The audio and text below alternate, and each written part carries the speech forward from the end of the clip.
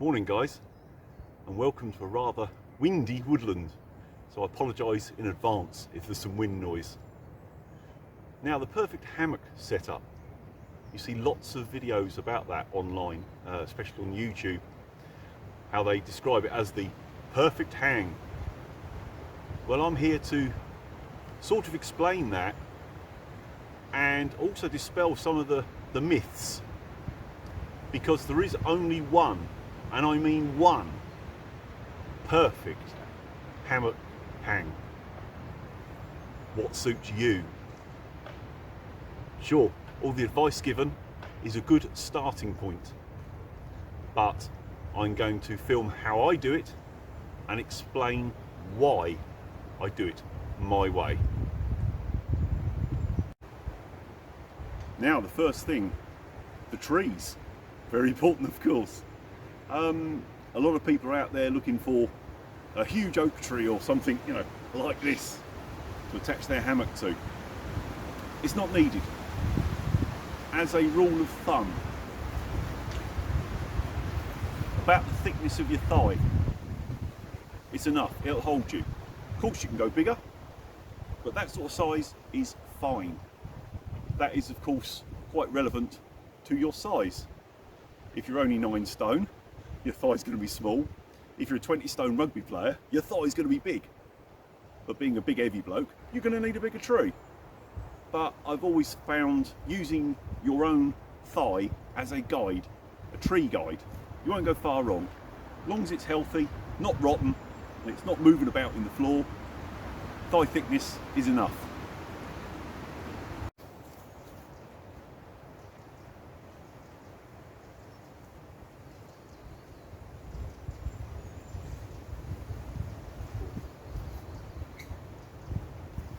Right, distance between trees.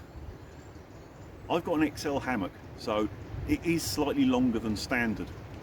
So 5 good paces for me. Standard hammock, 4 to 5, you should be fine. I really need 5. This gap's 5 and a bit. Should be okay. Right, well, I'm using the continuous loops, or daisy chains as some people know them. It's what I find most convenient. And on the tree, I'm going about head high.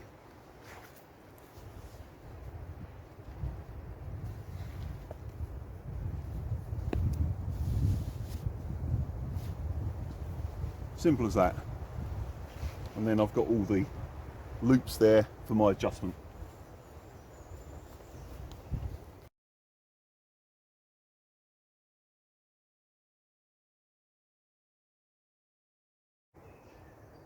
There we go. And I know what people will be thinking straight away. Damn, that's way too high and way too flat. I will take a picture from further away in a minute so you can see how flat it is. Well, I mean, look, I'm about chest high here. But you hear a lot of waffle about this perfect 30-degree hang angle, where people measure it like that for the straps, because that's about 30 degrees. Yes, 30 degrees is preferable, but what they don't mention is 30 degrees when you're in it. This is just set up.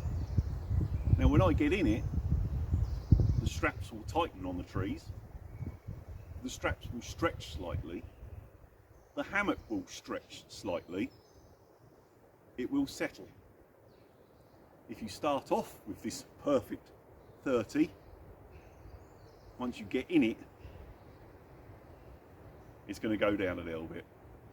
Let me just show you. I know it looked ridiculously high.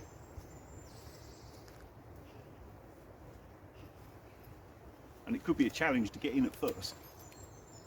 Did you hear that? Straps are moving already on the trees, tightening. Now look at the angle. Might be 30, might not. It's close. You'll probably also notice this end slightly higher. That's because I would designate that my foot end. If you're dead flat, sometimes you can sort of slide down it in the night and just end up like in a ball in the middle.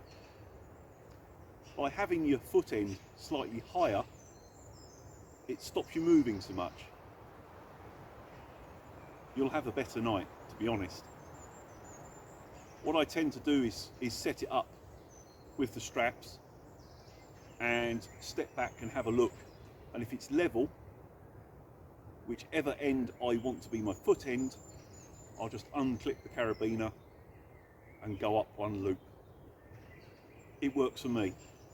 Won't necessarily work for you, because like I said, there's only one perfect hammock angle. One that you like and what suits your kit.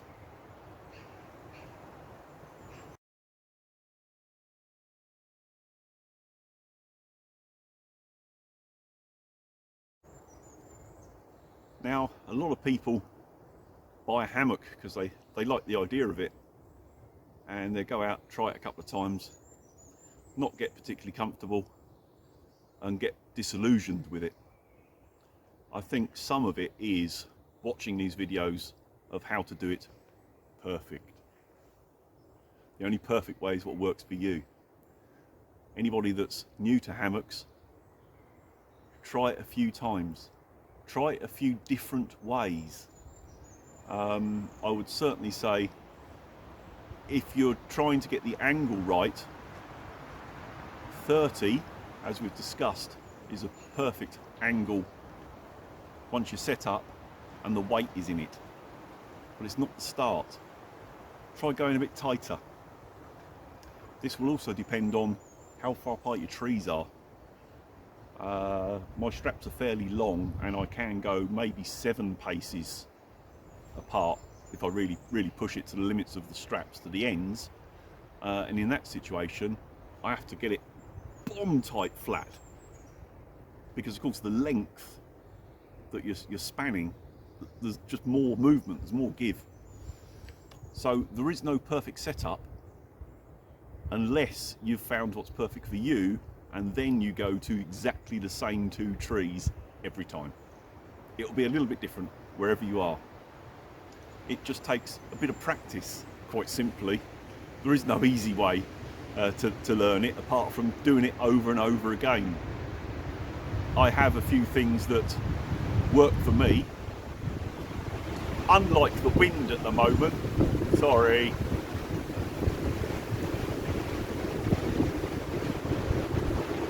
But yeah, I try to use the 5 paces as my rough guide for my hammock, 4 to 5 for a standard. I try to rig the straps head high, and I try to get the hammock about this sort of height when it's empty and it's first set up and no tension's been put on it. It will then settle right for where I want it. This will depend, of course, on many factors. I've got the daisy chains, you can have whoopee slings, you can use the strapping that comes with some hammocks, like this DD one has its own strapping built in that you're meant to just tie around the tree.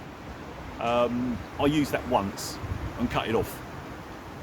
Yes, it works, and yes, it's simple, but bloody hell do they stretch. They really stretch a lot. I didn't like it, so I cut mine off and modified it. But that's what you need to do. You need to work out what works for you. All these perfect setup videos are fine as a guide, but it's not using your kit in your location and your body weight. It's as simple as that. It will be slightly different for everyone.